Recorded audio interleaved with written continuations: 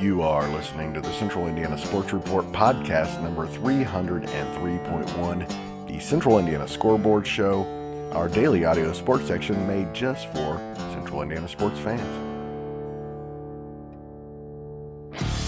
You're listening to the Central Indiana Sports Report with your host, Greg Mengelt. Good morning, good afternoon, or good evening, Central Indiana sports fans. Today is Saturday, June 21, 2025. I'm your host, Greg Mengelt, podcasting today from Lebanon, Indiana. Producer Susie is in the control room in Jeffersonville.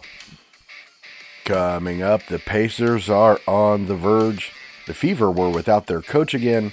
We have high school baseball state finals results and updates on the Charlie Hughes Invitational in Carmel, plus an IndyCar update from Elijah Poe.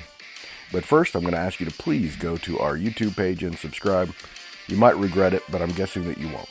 Please go now and subscribe to our YouTube page. Just search Central Indiana Sports Report. It is easy to find. Also, we will have continued coverage of the Pacers starting later today. We'll have a special Pacers report with Jeff Hester. Then our normal Pacers report will be Sunday morning with the anticipation of Game 7. Plus continued IndyCar and Fever coverage throughout the summer. In fact, Elijah Poe will be here this evening to preview Road America and wrap up the race after it ends on Sunday. Well, I'll tell you this. If Indiana wins Game 7, it will be the first team mentioned when we talk about, like, the Hickory High type, craziest sports movie type teams that actually won the NBA they title. win, I'm telling you right now, first. if they win Game 7, I'm drinking on the podcast after the game. I will do the podcast with a drink because it'll just be such an incredible start to finish run of crazy finishes, and you counted us out and shots that go up to the ceiling and go in. I'm drinking on the podcast if they win. I think Indiana wins, and then they go, ratings were the lowest it's ever been for a Game 7, and we have to do that whole thing. It's like, yeah, this was a fucking awesome basketball series. Yeah. Fuck everybody. I think if they do win, they would be probably like the team of my lifetime, to be honest with you. In terms of the run that they've been on, there's nothing like it. There is no comparison. It only happens in baseball. We see it happen in baseball where an offense can just get hot for, 3 weeks and one pitcher is pitching well and they're like, oh my God, we just won the World Series. Like, it never happens in basketball. That was Bill Simmons and Zach Lowe of the Ringer Podcast Network talking about the amazing run the Pacers are on. Of course, just one win away from the franchise's first NBA championship. But this has to be the quietest series ever between games. I could find no major news to report to you. Tyrese Halliburton has an injured ankle or calf. Aaron Nesmith has an injured ankle. They're both recovering from. That's the biggest news. If you were picking the Pacers to win Game 7, who cares? Sunday could be the greatest day in Indiana sports history, in my opinion. So apparently the WNBA All-Star Game is going to be all Fever players in the game on July 19th in Indy. The first returns for All-Star voting are in, and the Fever have 4 of the top 9 vote getters. Of course, Caitlin Clark reportedly got the most All-Star votes so far, fairly easily, followed by Minnesota's Naphesia Collar, then Indiana's Aaliyah Boston, according to the WNBA. Also in the top 10 in voting are the Fever's Kelsey Mitchell and Lexi Hull. The others in the top 5 are Asia Wilson of the Aces and Brianna Stewart of the Liberty. Indiana hopes to have head coach Stephanie White back for Sunday's nationally televised game against Vegas. She missed her second game of the season Thursday, an 88-77 loss in San Francisco for personal reasons. Fever Aces tip at 3 o'clock Sunday on ESPN. Also, no word on when they can expect DeWanna Bonner back, who has also missed the last couple of games for personal reasons. Lutheran and Andrean have won Indiana High School baseball state championships on Friday evening at Victory Field. Lutheran won in a surprise blowout over Billy Miller and top-ranked Colts. The Saints scored 3 times in the first against Miller, who entered the game 8-0 on the season and led 3-1 through 5 innings. before scoring 6 runs in the 5th and 5 runs in the 6th to put the game away. Miller surrendered 9 runs in 5 innings, but only 3 of those were earned. In fact, in the game, of the 15 runs scored, only 3 were earned. The game featured 10 errors. It was the first state championship appearance for Lutheran. That is not the case, of course, for Andrean, which won their state record 9th state championship on Friday evening, beating Jasper 4-3. The 59ers' third win over the Wildcats for a state championship in history. Today it will be 23-7 Mater Dei and 24-7 Boone Grove, the defending state champions, for the 2A title at 4:30. Then it'll be 25-5 Valpo against 25-8 Evansville North for the 4A title. The last game of the IHSA sports season. That game is scheduled to begin at 8. Both games, of course, are at Victory Field. Basketball continues Saturday at Carmel and Westfield in the Charlie Hughes Invitational, the biggest summer varsity basketball event. A couple of Saturday games of interest. 3 of the state's considered state championship contenders, of course, are in this event. Noblesville beat Gary 21st Century and Penn easily on Friday and plays Silver Creek and New Albany on Saturday. Should be an interesting day for the Millers. And the team expected to be the best team in the state, Fishers, will take on Crown Point at 2:50. Then South Bend St. Joe at 5:10.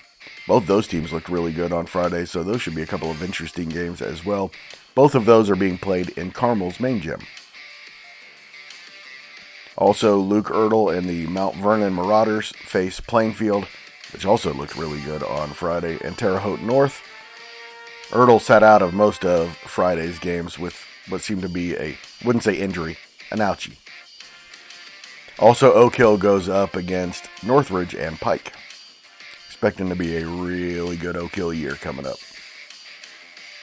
Here's our IndyCar correspondent Elijah Poe with an update from Elkhart Lake in Wisconsin.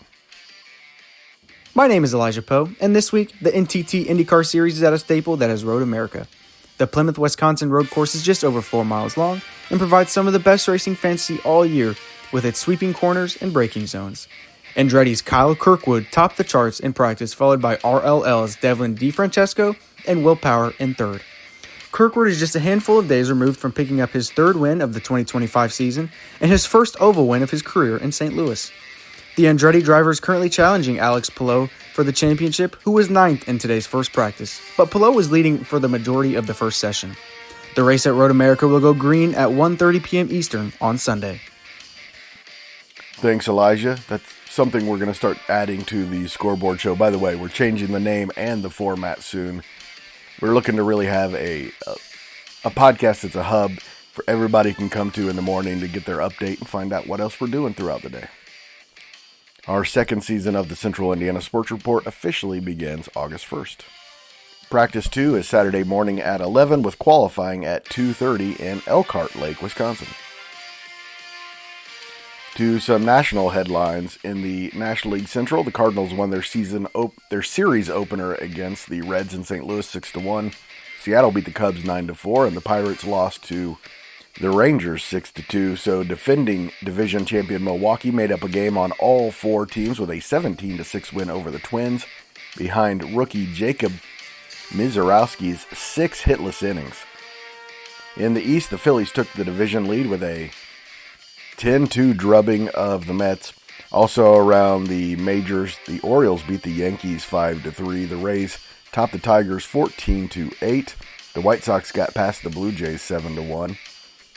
The Marlins cooled off the Braves with a 6-2 victory.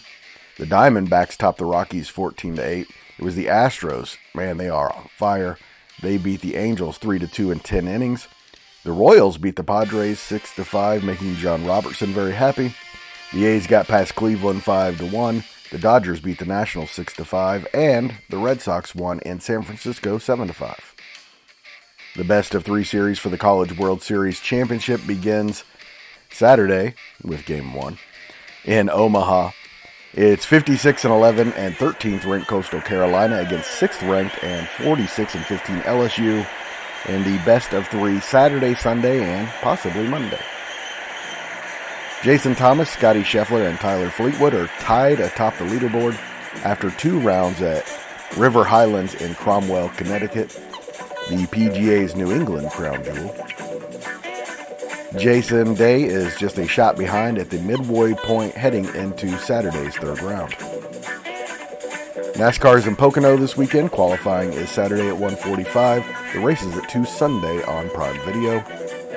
And Tipton football star Jack Roach tweeted on Saturday that he has picked up an offer from the Lake Erie Storm in Painesville, Ohio. That's your daily update. Become a subscriber or follower on Spotify, Apple, Amazon, SoundCloud, or YouTube if you would like us to continue updating you on a daily basis. Thanks so much for listening. If you'd like to help us out, continue to grow and thrive, all we ask of you is that you tell your friends and family, even strangers and your mortal enemies, about the Central Indiana Sports Report. We would greatly appreciate it. Thank you.